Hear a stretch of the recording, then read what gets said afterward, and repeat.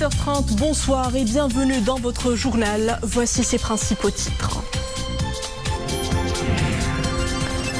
Omicron circule activement parmi nous. Le variant est scruté et suivi de près.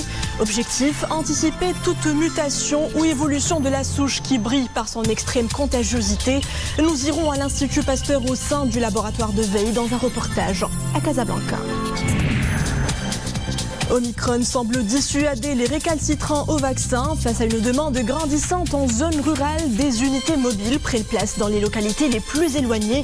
Une solution qui s'avère pragmatique pour les habitants des douars isolés de Hamla.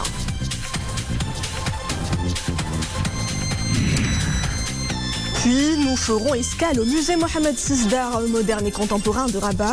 Nous irons à la découverte de la toute nouvelle sculpture qui y prend place, une œuvre qui inspire féminisme et émancipation.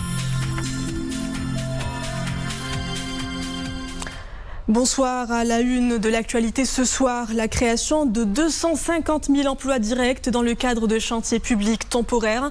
C'est l'objet d'une circulaire signée ce matin par le chef du gouvernement. Le document indique le lancement du programme Awrash.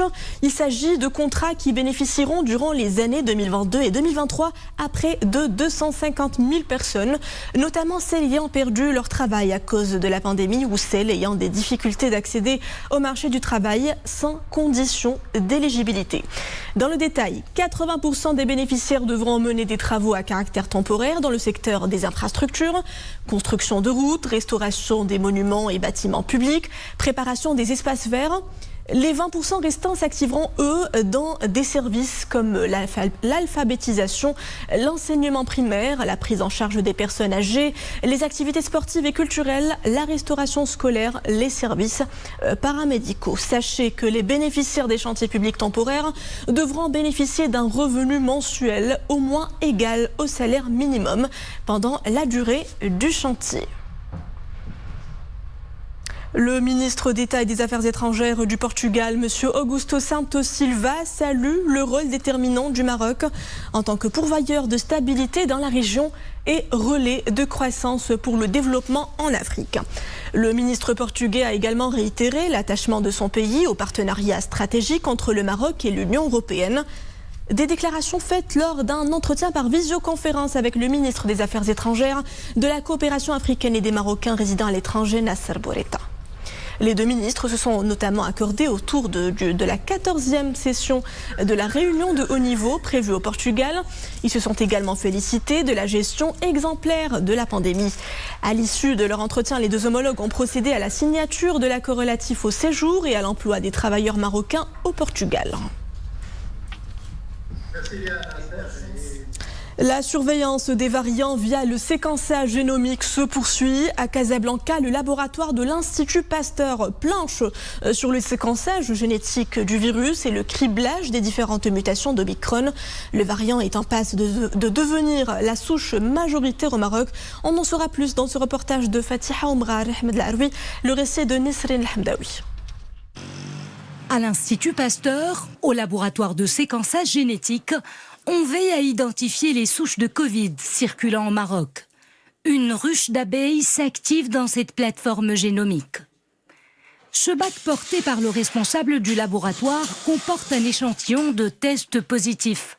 Des tests qui seront passés au crible afin d'arriver à la lecture des différentes bases du virus.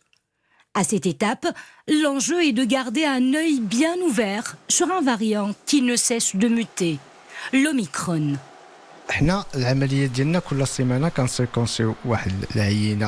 Chaque semaine, on procède au séquençage d'un échantillon de 24 ou 32 tests choisis selon une certaine classification. On les scrute et on suit leur évolution. Maintenant, on sait que l'Omicron a fait son entrée au Maroc et qu'il se répand de plus en plus rapidement. On effectue ce séquençage afin de connaître les mutations qu'il subit. L'idée est de voir si ces mutations s'apparentent à celles des autres pays. La veille génomique, c'est entre ces murs qu'elle se déroule. Après le variant Delta, Omicron fait parler de lui. Selon les spécialistes, il circule activement dans le pays. Mieux vaut le pister, connaître ses spécificités et étudier les différents changements qui le touchent. séquençage génétique du virus. La moindre mutation qui s'opère au niveau d'un variant, on la connaît à travers ce séquençage. Ainsi, on peut réaliser une classification d'Omicron, car maintenant Omicron se décline en 3 variants. B1, B2 et B3, et il y en aura d'autres encore. Et c'est ainsi que l'on arrive à suivre son évolution. Un travail de limier où mutations et évolutions sont scrutées à la loupe pour anticiper tout nouveau variant et préparer la riposte. C'est la vocation du laboratoire de séquençage génétique de l'Institut Pasteur. C'est donc un fait. Omicron domine largement. Les nouvelles infections montent en flèche. La demande pour les médicaments aussi. Le ministère de la Santé et de la Protection sociale rassure. Le stock du protocole thérapeutique national de prise en charge des cas de coronavirus est disponible en quantité suffisante. On parle notamment de la chloroquine, azithromycine, zinc, vitamine C, vitamine D, de paracétamol et d'héparine. Le département de tutelle balaie donc d'un revers de main les scénarios de pénurie ou de rupture de stock dans les pharmacies. S'agissant de la carence en médicaments contre le rhume, sachez que de nombreux traitements génériques fabriqués localement sont en mesure de couvrir cette pénurie. Place à présent à notre page quotidienne Covid. Le bilan du jour fait état de 5518 nouveaux cas d'infection, 8 décès, 90 nouveaux cas sévères ou critiques, dont 10 sous intubation. Et surtout cet indicateur passé dans le rouge, plus de 46 000 cas actifs. Concernant la campagne de vaccination, les primo-vaccinés se chiffrent à plus de 24,5 millions. Celui des personnes ayant reçu 2 doses, près de 23 millions. Plus de 3,5 millions de personnes ont déjà reçu leur dose de rappel. Face à la recrudescence des infections, aux nouveaux variants, davantage de réfractaires au vaccin sautent le pas. L'afflux est perceptible dans les vaccinodromes du monde rural. Nous le verrons dans les douars éloignés de Hamna où des unités mobiles se déplacent au plus près des populations locales. Omar Jleidi, Zakaria Moukin Billah Nisrina Ouzdar pour le commentaire. Une caravane médicale mobile arrive dans ce douar situé dans la commune de Srour Hamna. Le staff médical s'active. Les bénéficiaires se sont regroupés dans une cour afin de faciliter l'opération. Je n'avais pas pris la dose de rappel, c'était donc l'occasion de le faire. Nous avons bien accueilli cette initiative, tout s'est bien passé. Nous sommes mobilisés pour la réussite de cette opération. Pour les personnes qui ne peuvent pas faire le déplacement, l'équipe médicale leur rend visite à domicile. Ce senior, par exemple, va pouvoir recevoir sa dose de rappel. Je suis très heureux de recevoir le vaccin à domicile. J'ai déjà reçu 2 doses et aujourd'hui c'est la 3e dose. Et il y a du monde également au niveau du centre de santé Srour Hamna. Là aussi, la demande est palpable pour la dose dite booster, surtout après l'apparition du variant Omicron. Alors le tableau du groupe C, vendredi 14 janvier, Maroc-Comores, c'est à 17h. Et mardi 18 janvier, le Maroc affronte le Gabon, ça sera à 20h. Pour ce qui est du classement, le Maroc est en tête avec 3 points, suivi du Gabon 3 points, île Comores 0 points et Ghana 0 points. Pour ce qui est des matchs au programme aujourd'hui, groupe F, eh bien la Tunisie a été menée par le Mali 1-0. Quelques incidents ont entaché cette rencontre, on va y revenir demain. Et puis la Mauritanie joue la Gambie en ce moment même. Et le dernier score que j'avais, la Gambie mène 1-0.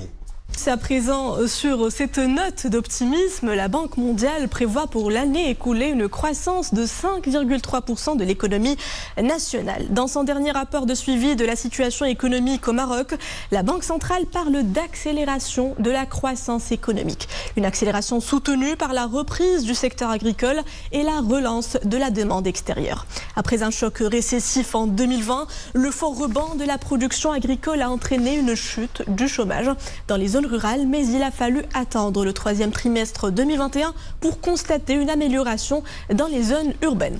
La Banque mondiale évoque également une reprise marquée des recettes en 2021, ce qui aurait permis au gouvernement de commencer à réduire le déficit budgétaire.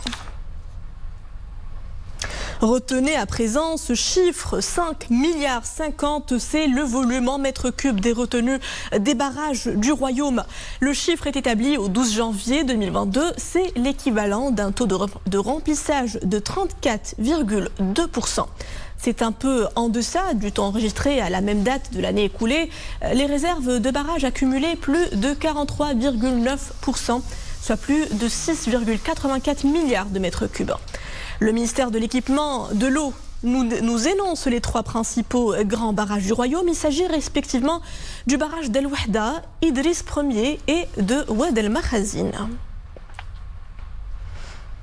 La machine à rêver, une nouvelle sculpture de l'artiste franco-américaine Niki de Saint-Phal. L'œuvre illumine l'esplanade du musée Mohamed VI d'art moderne et contemporain de Rabat. L'exposition est une première sur le continent africain et dans le monde arabe. Nous y étions, on vous embarque. Une sculpture aux couleurs vives et joyeuses pour orner l'esplanade du musée Mohamed VI d'art moderne et contemporain. Conçue en 1970, la machine à rêver symbolise les rêves, les espoirs et les ambitions des femmes. L'œuvre porte la signature de la célèbre artiste franco-américaine Niki de Saint-Phal. Elle traduit sa vision féministe, engagée et émancipatrice. Le musée, aujourd'hui, n'a plus d'heure. Il est ouvert.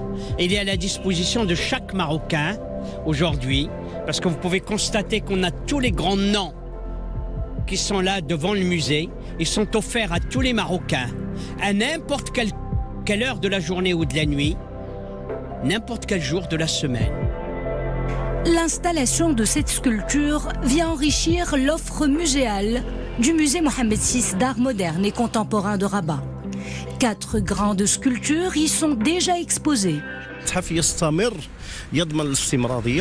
Nous exposons plus de 5 travaux de grands artistes dans l'espace public. Le musée assure la continuité et devient un établissement de proximité. Ainsi, il s'ouvre sur la société et la scène artistique. C'est une valeur ajoutée au paysage culturel national. La Fondation nationale des musées entend poursuivre ses actions en faveur de l'inclusion de l'art dans l'espace urbain. Ces sculptures imposantes sont autant d'invitations pour interroger l'œuvre artistique, visiter le musée et poursuivre la découverte. Et c'était un reportage signé Abderrahim Ben Chekhi, Zakaria Mokhim Billah et Boukar Ben Rabrit, Nisrin El Hamdawi également. Merci à vous d'avoir suivi ce journal. L'information est de retour à 20h30 avec le journal Raïsia en compagnie de Nadia Moudden. Bonne soirée à tous sur Al-Oula.